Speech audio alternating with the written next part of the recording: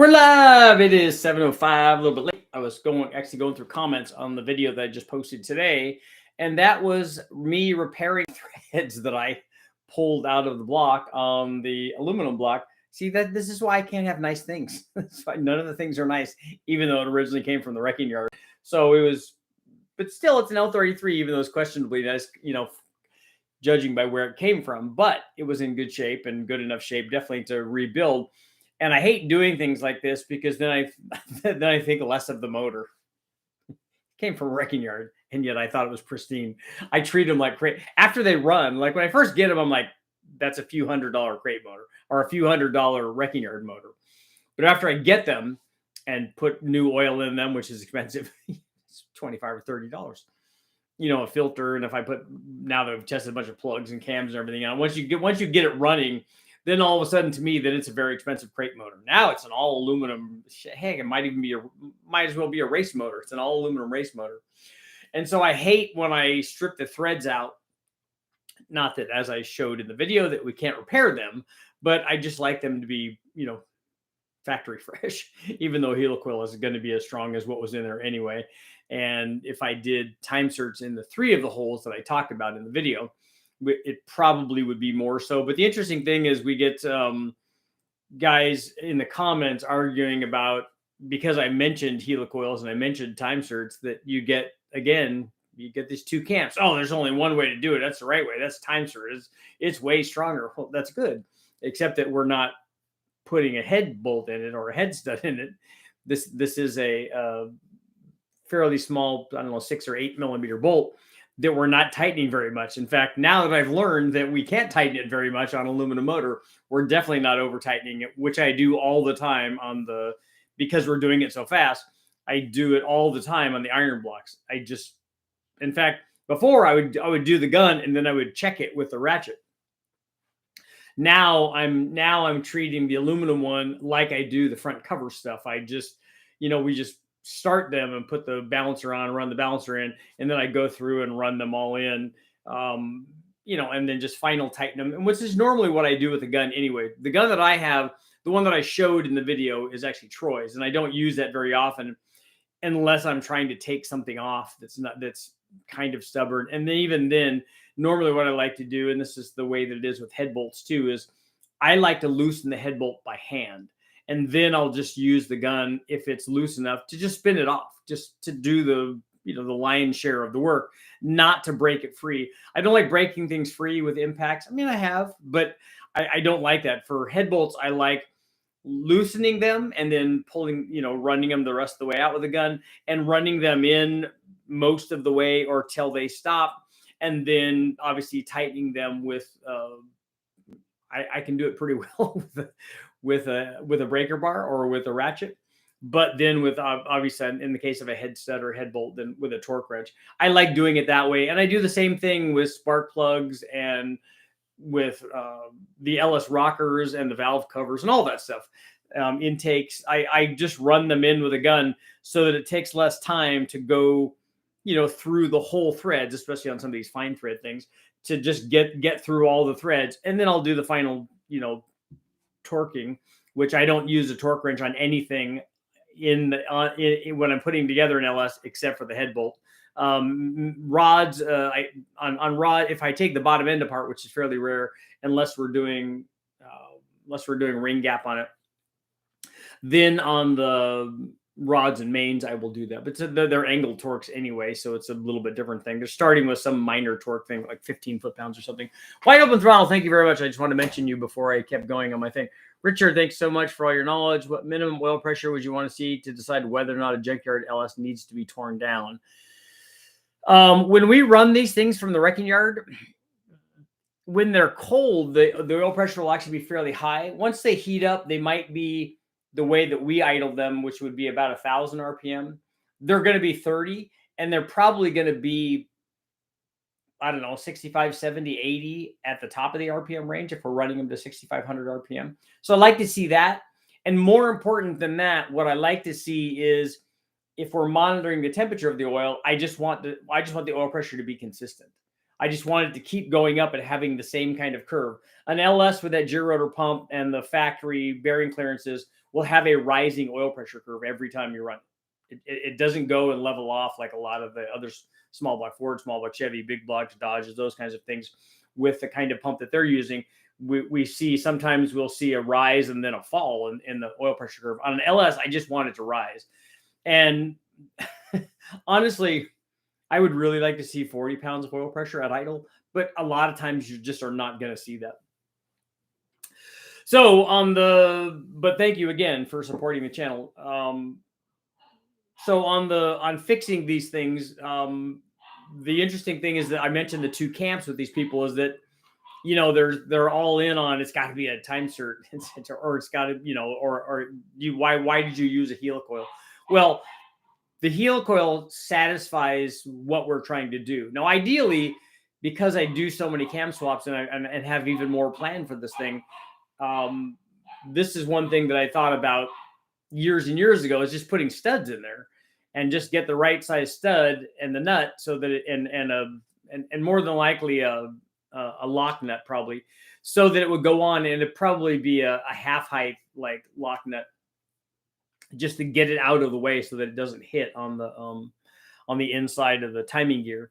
But that way, when we're undoing it, you know, hopefully the stud will stay in there and the nut will come off. We did those kinds of things on when we did valve covers, like when we were running World Challenge. It's one of the tricks that we did. So to put the valve covers on the Fords, which had a tendency to back out, especially if you use like double thick gaskets on the valve covers. So my friend Bernie would put studs in, and we'd Loctite the studs in, and then put lock nuts on, so that when we run the lock nuts all down, they wouldn't ever vibrate out. And so we didn't ever have to worry about getting an oil leak, and the reason I bring that up is because we had one back out, two of them as a matter of fact, and we got oil leak and we got black flag. And so that's the end of the race, because in a World Challenge race, if you have to come in and fix something and you get put a lap down, you're never going to make that up, because the guys that are out there running in the front are running fast the whole race, and you're not going to lose a lap. You're not going to get the cold trickle, yellow flag thing where you get to beat the pace car out. That wasn't going to happen when we were running. So those kinds of things are important. And so I thought about doing studs for these long ago when I was thinking, man, I'm doing just way too many of these. This would be a lot easier if I just was not taking them in and out. But when we're doing that on an iron block, quite honestly, you're not going to strip the threads out of an iron block. You really have to go out of your way to do it. You can run those things in pretty far, but on the aluminum stuff, studs would certainly make sense, and it'd be a better fix for it. But the interesting thing was and you don't get to see this kind of thing very often, is that when we did the fix, when we put all of the bolts in, with put all the threads in. John Richard, building a 408 stroker LS, how treatable with 11.2 to 1B? Can I run pump gas with that? And how much boost can it handle? No, I wouldn't run that static compression on a 408 unless it was NA. If you're gonna run boost on it, there's no reason to have the static compression that high, unless it's a drag race only thing, because the boost can make whatever kind of power that you want, and you making it 11.2 versus 10.2, it's going to be much better and easier for your tuning window for it to be lower than that. That being said, we have run boost on those, and if you have really good gas like E85, it can work. It's just that there's just no reason to do that. So where were we? Our oil pressure test. So not only did I show how to repair that, which we just put here, it's not rocket science really. It is for the guy doing it for the first time, but in fact, I had Brule come and help me on one of them, because the helicoil on the first one, on the top one, didn't really want to start. And it just had a bad thread on it, and we got it chased. I chased it a few times, and I just I'm doing something wrong here, so I need to see this. He goes, no, not really. It's just that there's something going on with that first thread, and no matter how much we tried chasing it, we did it 2 or 3 times, but he finally got it to wiggle in there just right. You try wiggling it this way and that way and moving it, and I just didn't want to. It looked like it was starting to separate the helicoil. So, but we finally got that one in there. We got the other ones in there. One of them is not perfectly square like it should be, in full disclosure. And that's why I make that reference every time, to make sure that because you've got to be centered this way and this way and this way and all the different ways.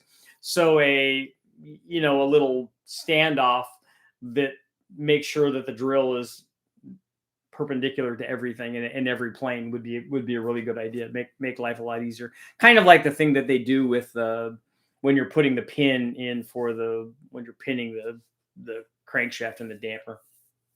That works out really well. I like the way that their setup is on that. So something like that would work out really good. But it's straight enough. And I was thinking, well, maybe this would be a good time to put the time cert in there. But the guys are arguing about the time cert thing, and my whole point was that guys are arguing about that, like it ultimately being stronger. Yeah, if we wanted to torque this like cam retaining plate to 50 or 60 foot-pounds, and you wanted something that would continually withstand that, maybe a time cert you could argue that is better. But that's not what we're doing, because that's not the torque number for that fastener in that aluminum block. And now that I think about it, I haven't looked it up, but I kind of would like to see if they're going by the fastener yield for the torque or the stretch, or if they're going by the thread. I want to see if those numbers are different between an iron block and an aluminum block. I'm curious now that I thought about that. That would be interesting to see. But we know that it's much easier to over torque and strip the threads out of the aluminum one than it is the iron one. So if you're doing that, be careful, because sometimes you can pull the threads out and then you have to end up repairing it. And then worst come to worst, it could be right in the middle of a test that you're trying to get done, and now you have to redo everything. So that's where I am. We're gonna have to redo that test. But I think the results are going to be comparable. The thing that I might expect to see is a little bit of power wiggle in the middle part of the curve here and there. I don't know, but we'll see. But that's why I want to test it. Even if nothing happens, I'm okay with that, as long as I can say, without a doubt that, hey, if you were to test this again and again and again, this is what would happen. And I can't say that until we stabilize the oil pressure during the test, which we will do. And the other thing I want to do is, guys have asked for doing, figuring out some sort of, I don't know, idle quality or something. So we'll try to work on some kind of deal there where we idle it at 800 or 900 RPM or something like that, and figure out what the KPA is or what the vacuum is or something like that. So we'll try to do that and see what happens. So that will be for the next test. So the next thing I want to talk about is, let's see. So we're gonna have a poll.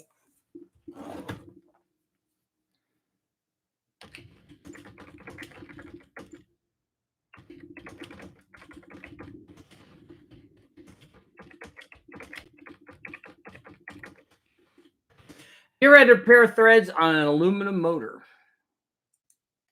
That's our poll. That, my friends, is our poll. And I'll go back and try to look at all the questions.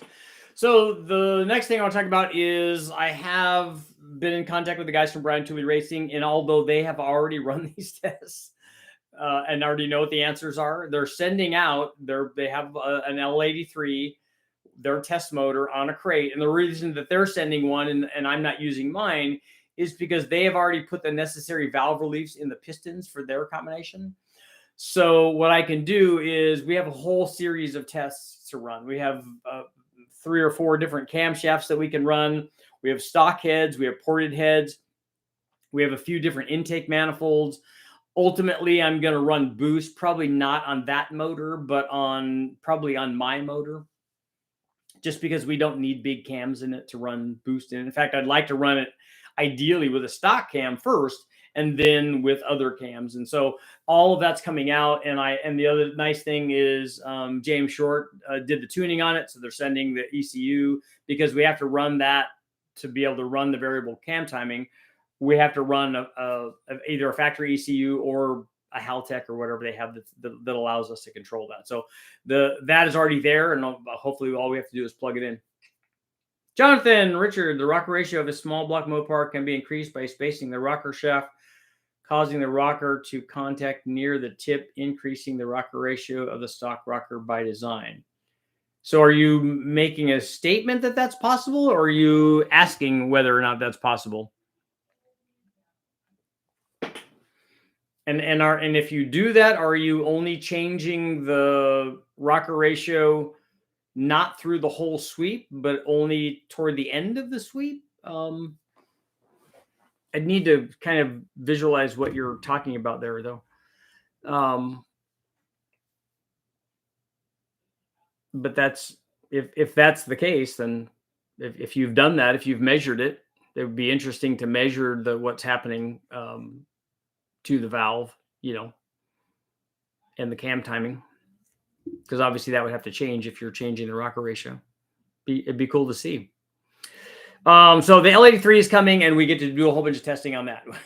This is basically the end of that statement. I'm excited about it because we get to run. I think there's 3 or 4 different intake manifolds and 3 or 4 different camshafts, and then there's at least 2 heads, and there may be more than that because there might be a ported one and a milled one and a stock one, and so and they have springs on them and all that stuff. So we have lots of testing, and the nice thing is we know it should go. I'm hoping fairly smoothly because they've already done this and they kind of know what the results are, but nobody's going to listen to their results because they ran them. And, manufacturers are never going to tell you the truth, which is quite honestly would not be the case. I mean, it would be the case. They would be telling the truth. The people out there that are doing this, because of the way that the internet works, it behooves them to, if they did testing, to be accurate in their testing and to tell the truth. And so that if it gets duplicated out there, that somebody says, hey, look, this is right, which is probably what I'm going to do. I'm going to test it and I'll show it to James and Brian and say, hey, look, here's what I got. Here's what you got. We did the same thing on the Trek Norris versus the Trek Norris NSR cam. Or I'm like, it's like, I don't know, 6 horsepower, something like that. They're like, yeah, that's kind of what we got too. So I really don't have to check their work. They have a pretty good idea what they're doing, and vice versa, obviously. But for some reason, if a neutral third party obviously says it, people tend to listen a little bit more. So that's what I have going for me. I'm a neutral third party, which is very, very good. So let's see what you guys got going on, and thank you guys all yesterday for my birthday stuff. That was very cool. Mikey D's in the house. Do you have your Turbo 8.1 running in your truck still?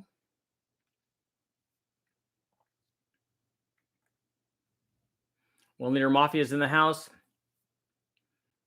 You'll be happy to know that I have figured out how I'm going to make the adapter for the bell housing or at least I figured out my configuration on how to mark everything and make it work to do an adapter plate. After seeing what a great job that James Reeves did from Reeves Racing on the 2.2, I see how we can make this work on the 1 liter sprint motor. It's going to be, I don't know how the dyno is going to react to something that only makes less than 100 horsepower or whatever, but we'll have to see.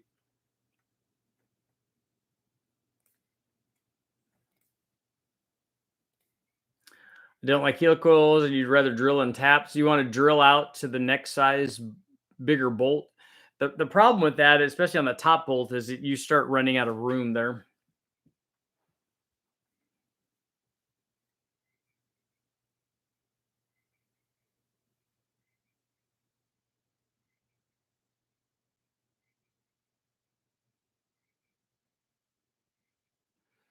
Jonathan, does the rocker have some sort of arc on the tip? Am I missing something? Because usually spacing the rocker up doesn't change the rocker ratio. I'd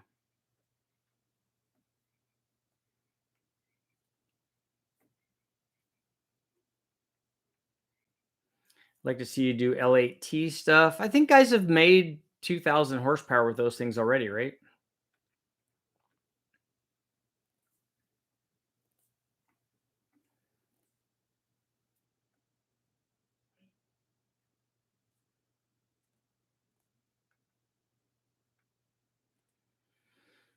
I like heel coils with a small bolt like that. It's probably twice as strong as the original. And again, it's the reason that the original threads didn't work was operator error and had nothing to do with the strength of the thread and stuff.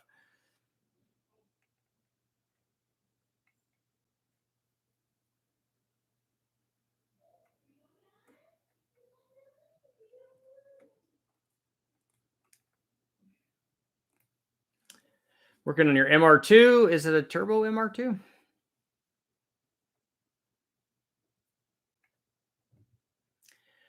Found out my water methanol injection was leaking under vacuum and causing it to be rich after use. So after you decel on a hard decel, it would draw more water methanol in. There are two-piece covers for the LS. The problem is where the cam's located to actually get the cam out. Like I don't like how much room there is to finagle the cam sprocket and stuff.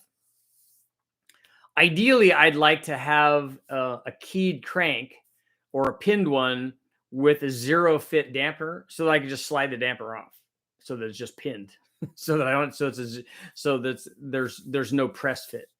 So it would just come on and off kind of like a Honda does. Once you take the bolt out, it just slides off, then it would be out of the way and then take the cover off. I like the access and I like being able to see both the mark on the bottom and the top. And with a two-piece cover, the guys at Brian Tooley do it that way. They have a two-piece cover. And they've even slotted their damper because when you take the camshaft out, it'll hit the damper. It'll hit a truck damper. If you use a smaller diameter one, like if you were to put an ATI dampener on, which those are excellent. If you put a small one in there, then you can get the cam past it. But I still don't like having to work with the and that's just a personal preference for me. I like being able to see both of them. So I'd like to be able to take it off. I just would like to be able to take the damper on and off. And maybe I'll do something like that because I have run zero fit to damper, zero press dampers that are just slip on. When I was doing that TV show that I did with Chad, we had a competition where we had to do a cam swap. And it was, I think it was Brian Tooley and Chad versus me and somebody else. Can't remember who the other person was. But we cheated.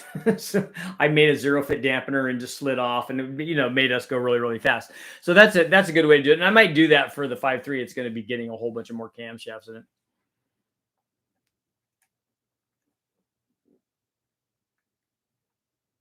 Yeah, the puppies are barking. They like wrestling in the back.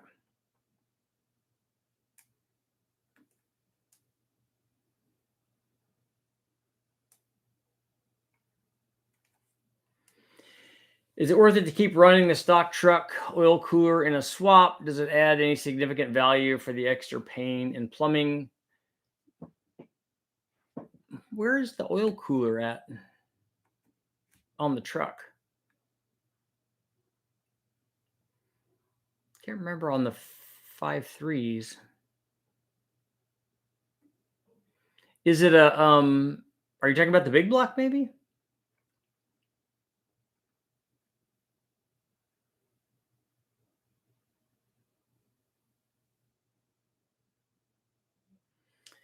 Pulled a rod cap due to some crap in the oil. Picked up number one bearing, isn't very good. Can you scuff it a little bit and put it back in? Can you clean it and get it out of the way and rub it so it's smooth and then put it back in?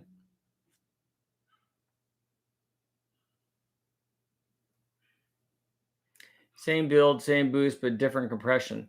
The compression adds NA power at a rate of 3 to 4% per one full point of compression. So if you go from 9 to 1 to 10 to 1, you increase the power output by roughly somewhere in the range of 3 to 4% of the NA power.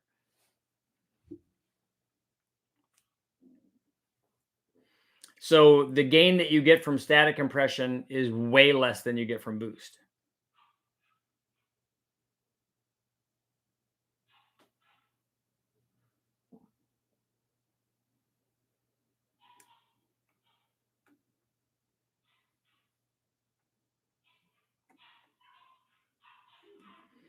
Anyone, LS Future Project, car Camaro S10. How would I know if my drivetrain, differential, and axles match my engine?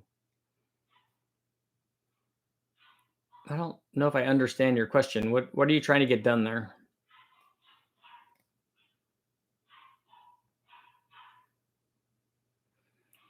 Where do you think the Gen 6 is going?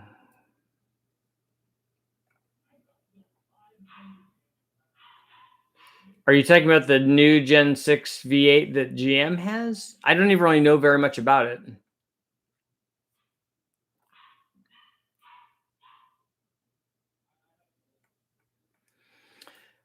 Hey, I have a question about back pressure on turbo manifolds. You don't have to say that you have a question. You could just ask the question. That's why we're all here, man.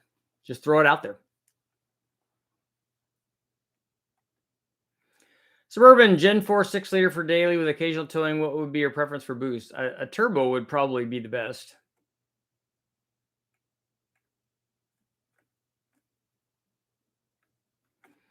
What does everyone think of the Vortec 8100? I think everyone here is a fan of it.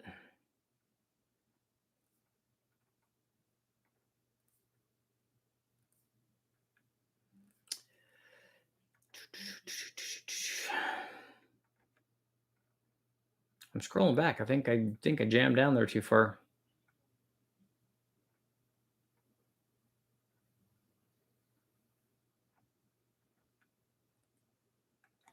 Here we go. Can it make good NA power? Can what?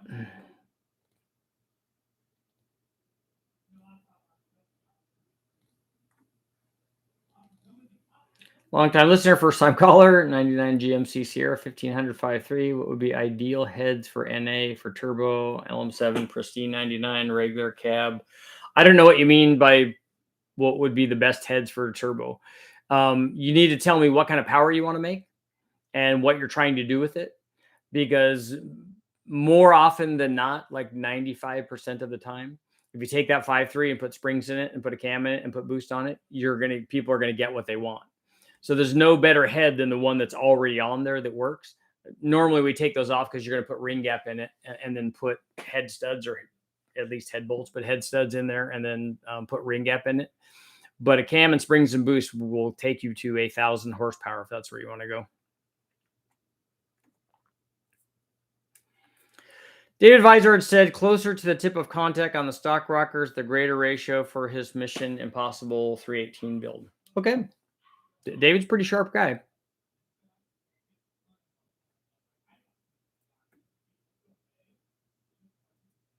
I need to see what the rocker arc looks like. I'm not that familiar with Mopar stuff.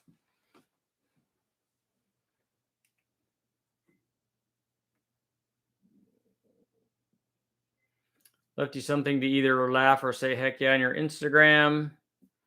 Fireballs via the hood exit pipe.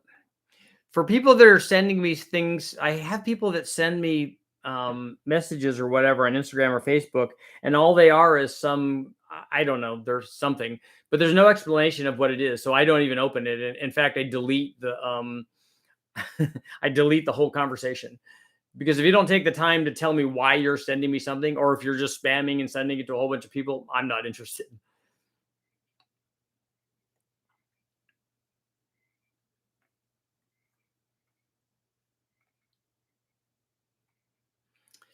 Direct injection versus port injection on optimized L83 would be interesting.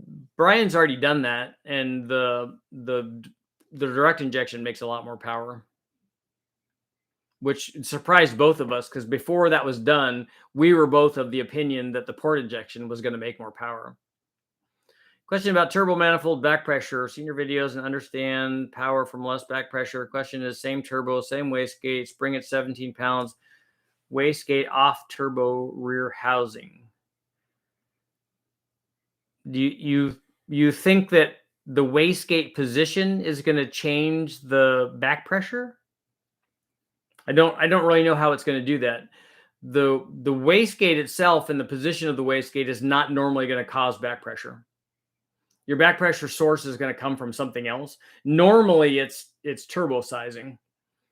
I mean, it could be, to a lesser extent, it can be the exhaust manifolds that you're using, or the size of the pipe and tubing going to the turbo, but not very often. Usually it's a function of the power output of the NA motor, and then the sizing of the hot side of the turbo, and the cold side too, because it's going to determine how much more power you're trying to put into it. But usually that's the big thing, not wastegate placement. What's your opinion on L94 6.2 GMC Yukon Denali? I don't know what you mean. That's too broad of a question. You got to do I like it? Do I like the way that they look? Do I like the paint job? Do I like the fuel mileage? I mean, I don't know what you're asking. And I'm not even sure I know what an L94 is, what designation that is. It doesn't ring a bell. Is it is that the new version of a Gen? Oh, that's a Gen 4. Okay. 2010 to 14. 10.5 to 1, 400 horsepower.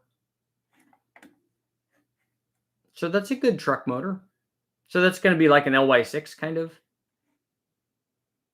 Although an LY6 is a 6-liter, so it'd be like a 6.2 version of that. That's a good starting point for lots of stuff. I mean, any 6.2 is good.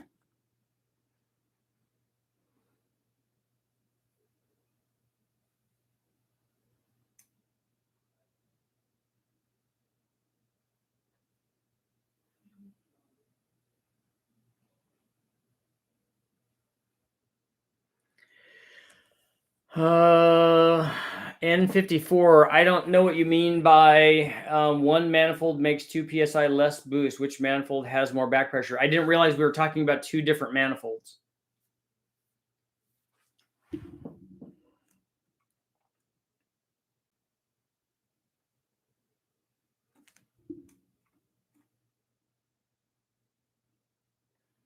I helicoiled all the head bolts on our 79 EV3 Honda 1200.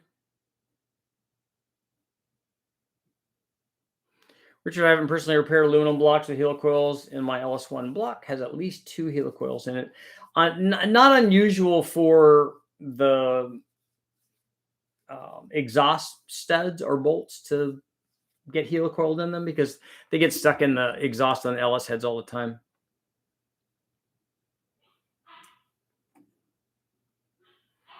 I helicoiled a shock mount.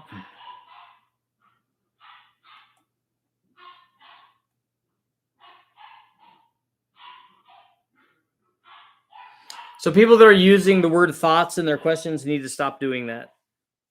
That's not a question. Just ask a specific question, not a generalized question. Crash. The LM4 definitely has a different bell housing pattern than conventional LSs, and it depends on what you're trying to put it in. If it's a front wheel drive, then maybe that's your only option, or you're trying to put it in a Fiero and where it's transverse anyway. That's not a bad choice. But if you're thinking of swapping it into a rear wheel drive deal, then you'd be better off not using that motor.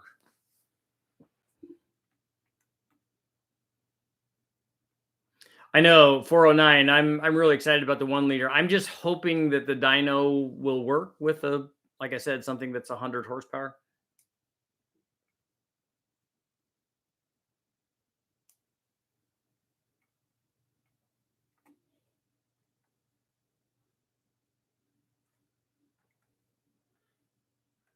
The LS4 has a different bell housing, yeah, not the LM4.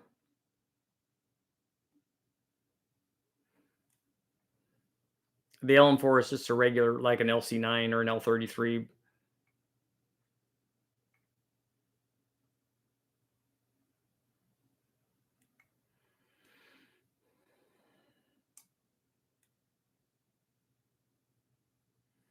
Samir, I think you probably already know about trunnion upgrades for LSs, right?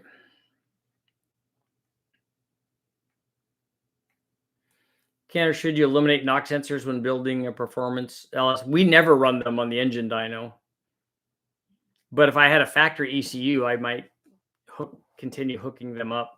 The only problem is that we've had in the past is you get false signals from things, especially guys putting roller rockers or changing the motor mounts, sometimes headers.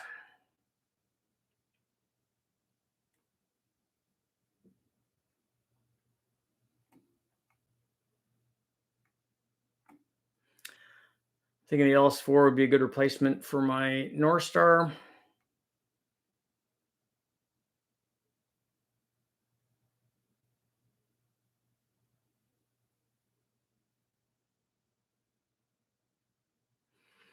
N54, you're gonna have to call me or send me an email about what you're talking about. Now there's 2 different manifolds or 5 different manifolds.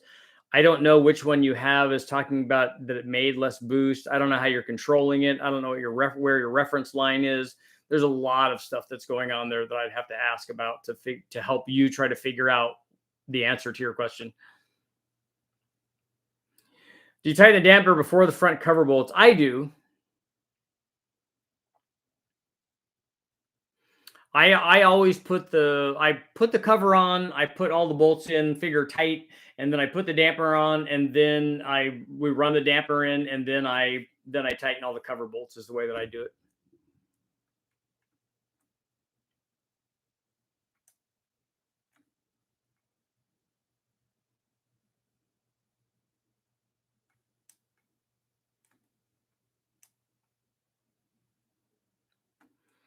Six twos and L3s have them mounted to the driver's side. Yeah, they changed the position of them in the Gen 3 and Gen 4 motors.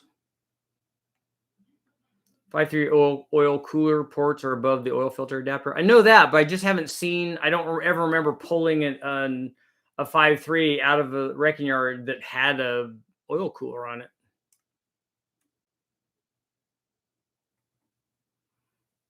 Will a single T6 hot side flow enough to prevent excessive back pressure on the 454? Yes, it depends on what's on the other side of that T6 hot side. What's the AR on it? How much power are you trying to make? What size turbo is it?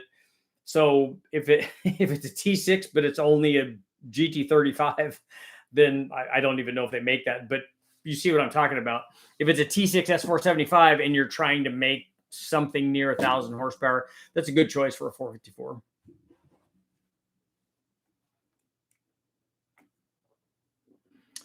What cam is on the ground? That's a damaged one. That has a bad lobe on it. It's just one that I use for photos.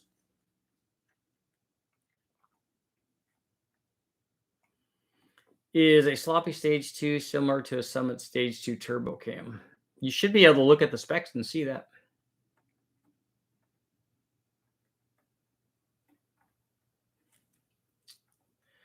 Now I've lost my place again.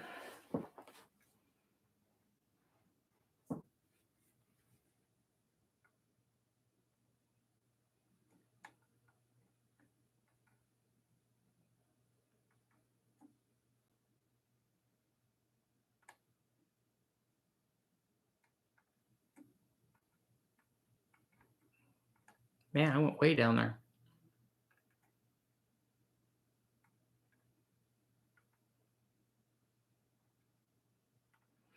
The problem we're running into in the Gen 5 combo when we're talking about turbos, or a turbo running boost on it, is that getting enough fuel to it, as always.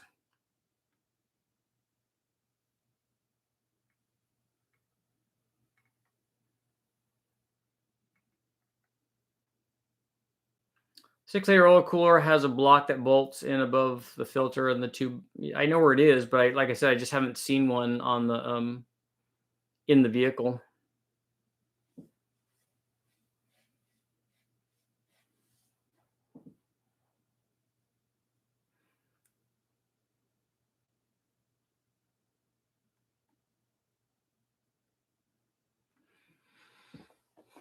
Yeah, N54. Like I said, I don't know where you're taking your wastegate reference from.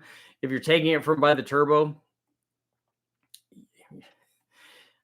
you could be causing the signal that you have to the wastegate by moving the wastegate to the housing could be different. You could have a lot of things going on.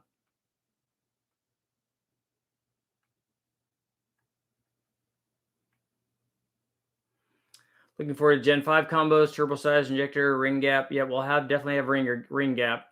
And we're probably going to run the LT4 injectors and pump, I'm thinking.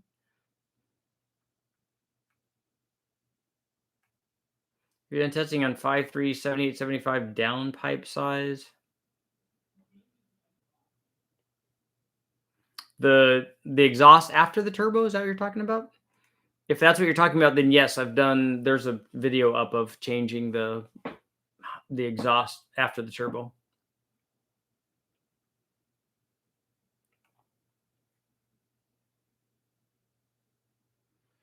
CNC ported cathedrals or go rec port. It depends on what you're trying to do. There's not a universal answer for either one of those. The answer is always, it depends. Take a look at the video that I did where we tested the 225s versus stock rec ports, but we didn't test ported rec ports versus ported cathedral ports. And again, we weren't trying to do an all-out thing anyway.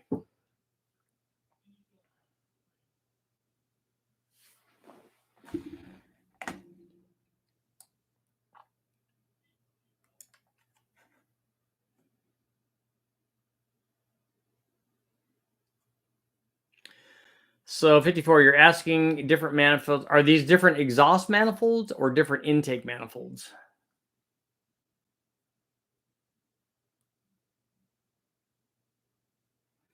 And I would check and make sure that you don't have a leak somewhere. I check, make sure that it's connected properly. I would want to make sure that a lot of other things that and before we know that it's the change in the manifold. And like I said, the signal to your wastegate could be changed because of the manifold and the position of the wastegate. One of them could be directing more back pressure to it, which is helping to open it.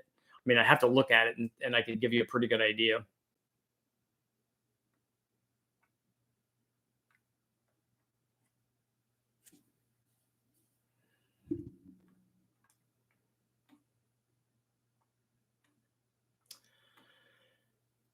Bored out 6.6 liter.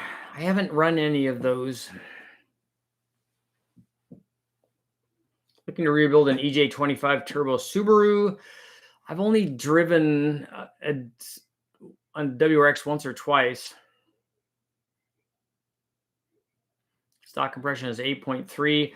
I don't know how sturdy those things are. Are they prone to head gasket problems? What kind of fuel are you using? Do you have a really good intercooler and tune? More compression obviously will help with response rate and will help with ultimate power at whatever boost level that you're running at. But it narrows the tuning window.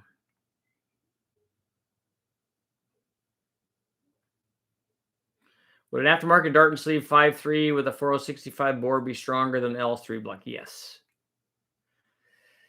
What cam would you recommend? I have a 240SX, LY6, T56, 7875, 1.25, looking to make 600 to 700 wheel horsepower.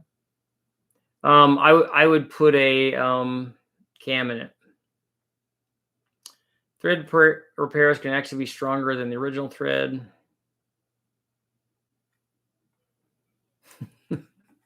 He has thoughts about facts. Parts laying around, L33 block internals, carved MSD, stage 1 cam.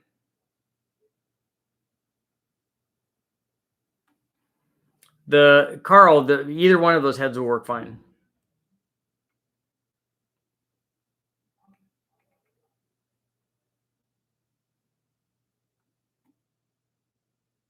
I know, Admiral. It's a real thing, though. I mean, when you have I don't know that I'm trying to think of the lowest power thing that they've run, and I'm still thinking it's one of those B16s. But those B16s were still like 180 or 185 horsepower.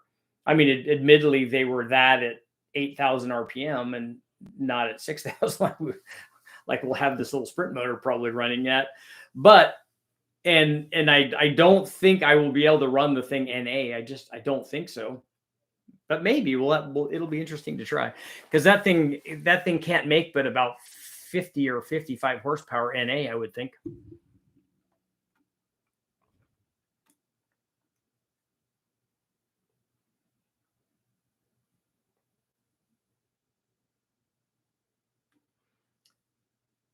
Jonathan, are you asking the group here what they consider a high lift cam is? That's a subjective thing.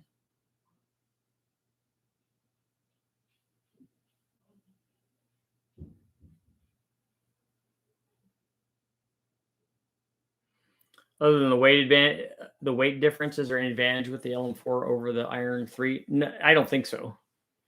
I mean, everybody wants the aluminum one, but there's plenty of strength in both of those if you're talking about like a power output thing.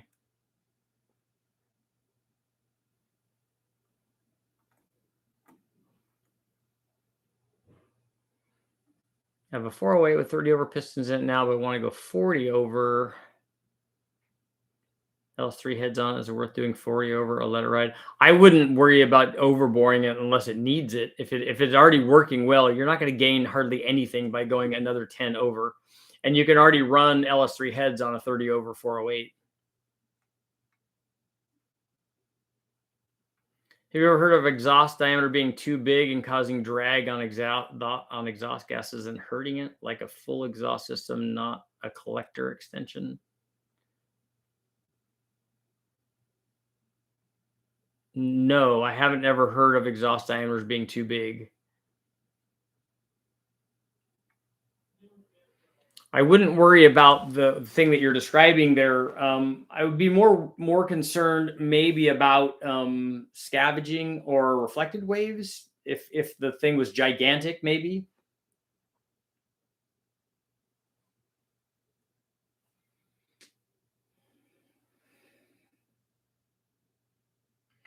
Yeah, I don't ever like Burns is right. I don't ever like taking my reference line for the wastegate off of the turbo. I like taking it from the manifold. For one, it's going to be higher.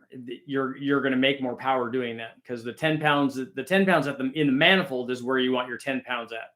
You don't want the 10 pounds before the intercooler right after the turbo, because then you'll only be seeing like 8 pounds in the manifold or something, whatever the loss is from that point on the turbo. And depending on where you're taking it, it could be, is it at the top side where the pressure is a little bit higher? Is it on the bottom side? Is it on the side? Where is it? So that's why I like taking it in the manifold, because that's what you're concerned with. You're concerned with what pressure the motor is actually seeing and not the other stuff.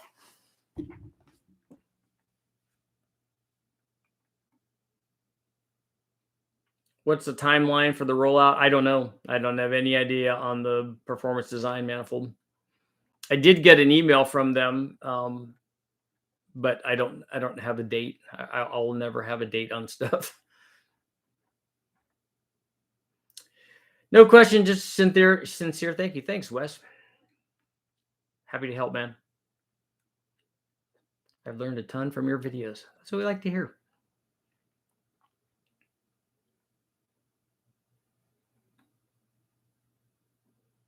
You can imagine that too much exhaust flow would be an issue. Not on a turbo motor. Do you have any LS cams or intakes for sale? No, sir, I do not.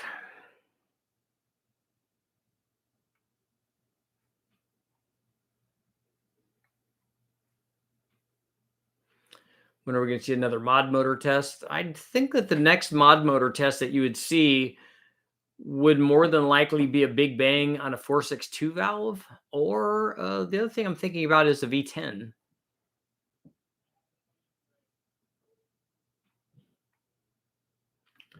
I don't remember seeing a 5.3 with an oil cooler. And that's what I look at most of all, because I don't see 6 liters in there. So the 6 liter would make sense that it would have one. Where have the tree fort videos gone? Are they not up anymore? It seems to me that YouTube has taken a bunch of stuff down that I've put up, and I don't know why.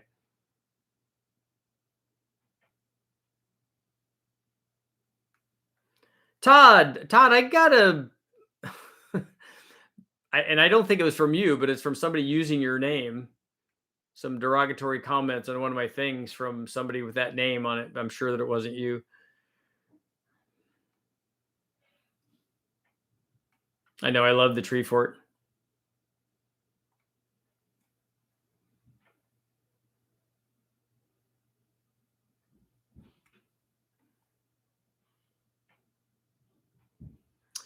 Run the LT4 pump and injectors. I think we might have bigger injectors than that, and then we're gonna step up the lobe, the drive for the pump too on the camshaft to try to get a little bit more. But even if we get up near 700, 750 or something like that, 800, I would be okay with that. I just want to run boost on one of them.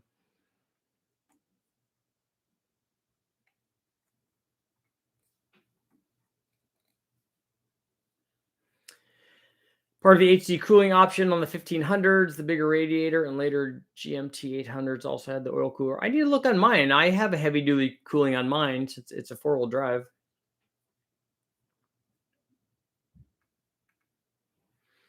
Richard, did you look into the oil pass check valve? I did not.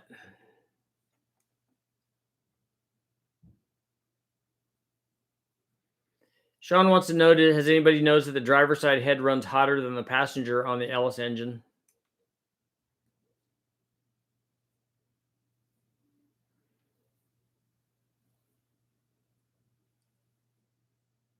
Yeah, Todd, man, I'm sorry to hear that.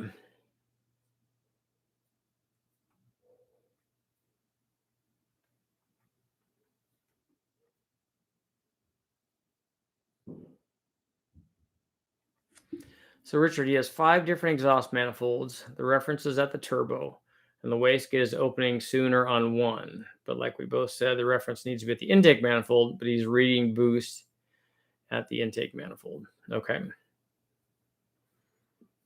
So he's thinking that the manifold is changing it, but I want to see, is the exhaust manifold also changing the position of the wastegate? And is it's like we talked about, it is possible for one manifold not to flow as well as another one. I mean, that's why we do manifold testing, exhaust manifold testing.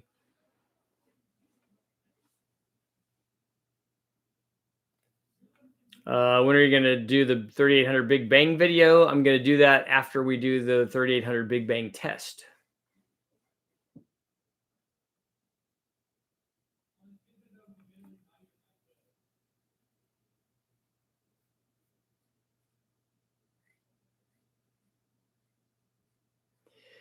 So we have an idea for Carl, an S10 NV3500 behind a 5.3 cam only kind of thing.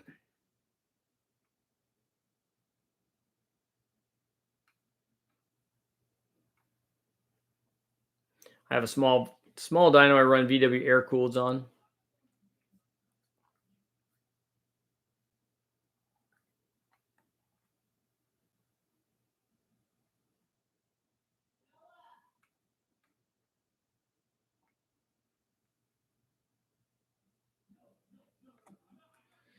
LT4 cam testing. You want to see an LT4 cam test in there? Any downsides running a draw through? I'm country. I'm sure that's what you're asking. A draw through turbo. There are a few.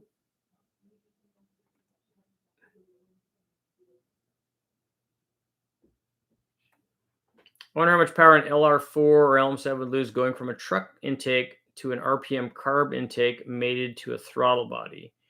Well, we already know what the difference is between the truck intake and a dual plane carbureted intake.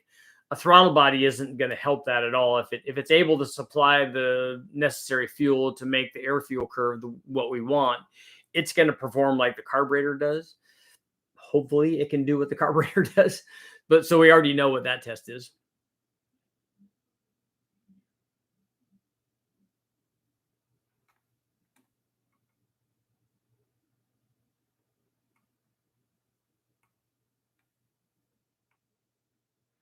Any disadvantage you're running a draw through setup on a 350 Chevy? If you're running low boost, it works pretty well. It's hard to run it with a draw through setup. It's a little bit maybe easier on the carburetor on a draw through.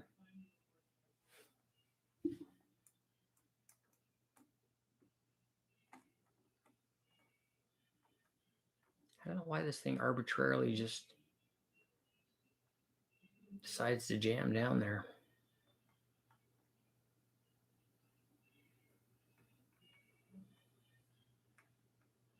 Wikipedia says the NV3500 is rated for 300 foot-pounds.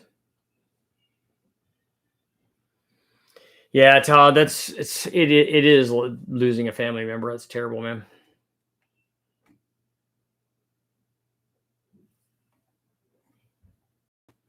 Want to do a draw through turbo setup on 350? Blew through carbs are too much. You can try it. Make sure you get a turbo that has the right carbon seal on it, though, for a draw through application.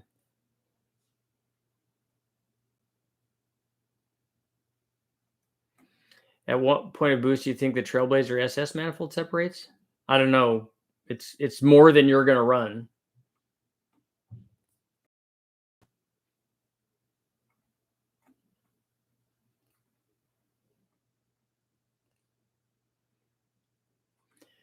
Richard, I'm so happy to send you my old 2V with the blown head gasket. What, a 2V46 2V? Is that what you're talking about?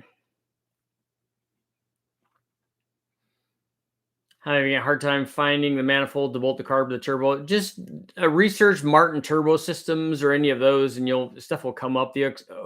What's an Excel Sonoramic or something like that? They have.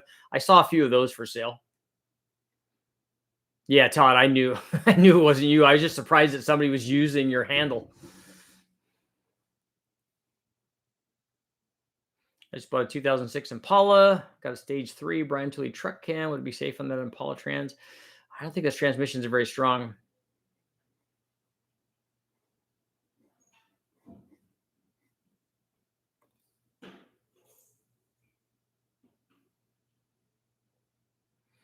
Can I bore an L8353 for a 3 stroker kit? Yes, you can.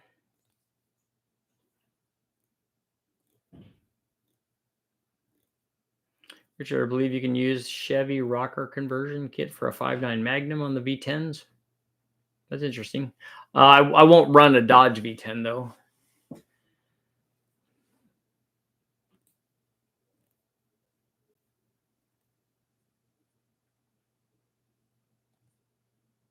But Admiral, if it's a 462 valve, I don't need a 46. I don't need you to send a 462 valve, especially a broken 462 valve.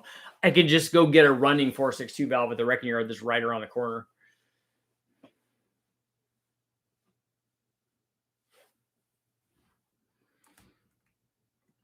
And you can country, you can make those if you buy one of the bonnets that they put on top of the carburetor and flip it and weld an aluminum carb spacer on top of it, and then you hook the other end of the turbo. That works good. Our boosted LA3 made great power, LT4 injectors and pump, larger cam lobe, methanol injection. So I guess fueling was an issue. Yeah.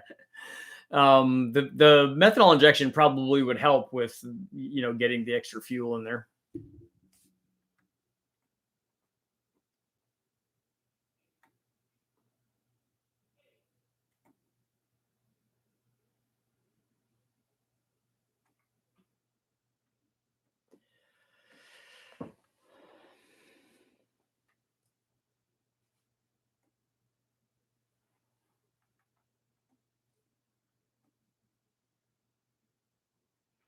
Every L96 6-liter pull down one side will be bronze, oily like the other. Are you talking about when you take the valve cover off?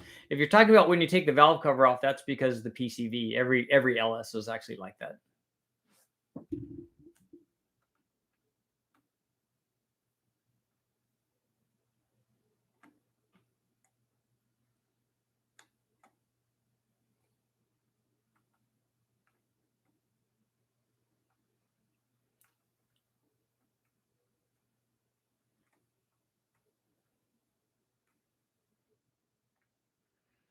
Let's see. I'm scrolling. Top chat. I'm going to go to, with 2 minutes left, I'm going to go to live chat, because troll people.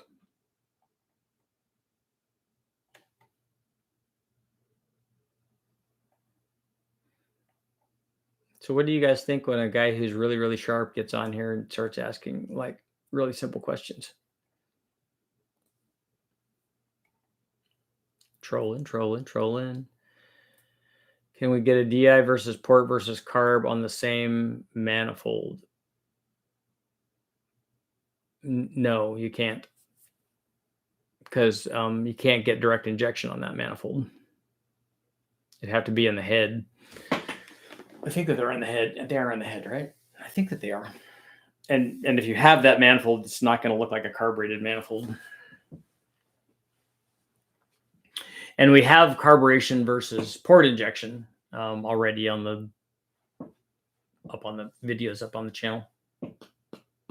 I have an 02 Silverado. Welcome to the club. I have one also. Mine's a 5.3. What do you recommend for a daily driver? A very small cam. You could do long tube headers. You could do a tune. You could do an air intake.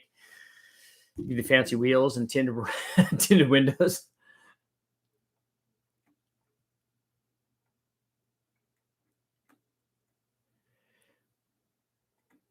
What's the best cam to put in an LY6? Probably a cheap one. There's only 15 videos up on all of the cams for you to choose from. How is our poll doing? I haven't even looked. We're at 49. Have you ever had to repair threads? 49% saying yes, but 51 saying no. We're going to end our poll there. Flat top pistons or dish pistons for a boosted 6-liter. I have to pull top end to check the ring gap, so I should change. Currently have a BTR Stage 3 truck cam with 799 heads. What I would do is not replace the pistons. I'd put ring gap in it. I'm thinking that you have 317 heads anyway, which already have a big chamber on them. I would put a different camshaft in it. And if you're going to add boost, then I would have a smaller camshaft in there, unless you like the way that thing sounds. It has the cammy sound.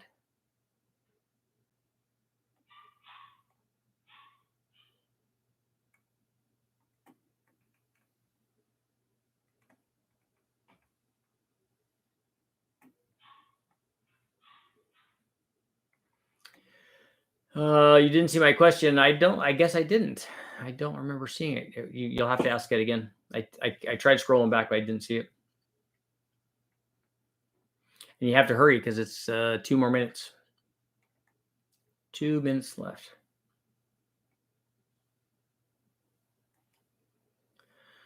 Lots of thread repairs on TFX blocks.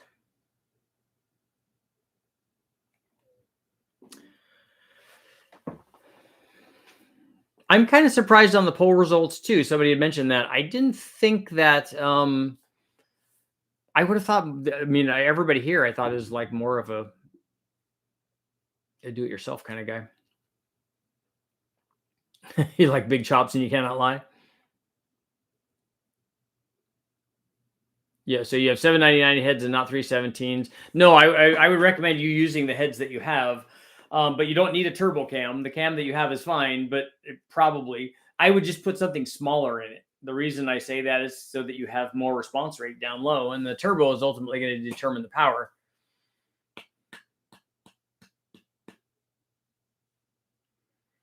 As the aftermarket is pushed out of California, do you see yourself moving to Texas? No.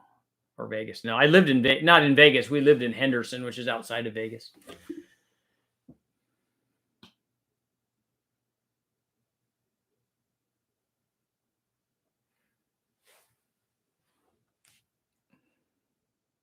Rolling.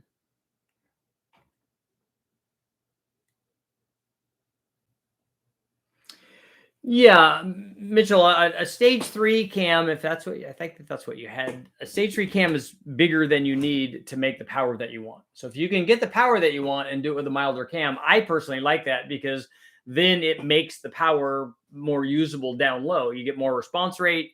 You would make more average power. The turbo would be more responsive. And it's not going to do anything. It's not going to in any way limit the amount of power that you can make because that's going to be determined by the turbo. So all I'm doing by recommending a smaller camshaft is giving you more down here. And by smaller, I do mean less duration. So look at like a Truck Norris cam maybe, or obviously a Chupacabra or the Summit or the Cam Motion cam, since they all seem to be fairly comparable. Okay, I have yours will be the last question. I have an LZ1 6-liter with a V2 Torker cam kit and a trunnion kit and a 410 gear tuned on E85 with a 100 shot. It went 1220 in the quarter. What do you think? Can I do better? I don't know. I don't know what is an LZ1. Is that a truck or something? I don't know what your 60-foot time is. I don't know what your tune is. I don't know how much timing you have. I don't know an awful lot on there. That you should be happy with that. That seems like a 12.2 is pretty good. I mean, I know at a 12.2 you want it to be an 1190 because we all do. But all you have to do is put a 150 shot on it instead of a 100 shot. And as long as it's tuned correctly, it's definitely going to go in the 11s as long as you have the traction for it. And your 4L60 is probably going to break with what you're doing.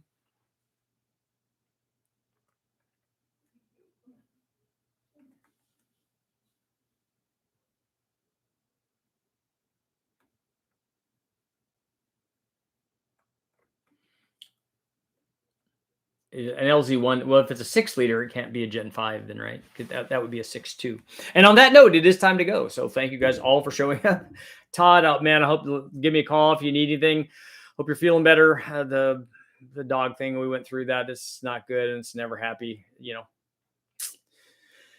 just got to hang in there. Let me know if I can do anything. And on that note, I will see you guys all tomorrow.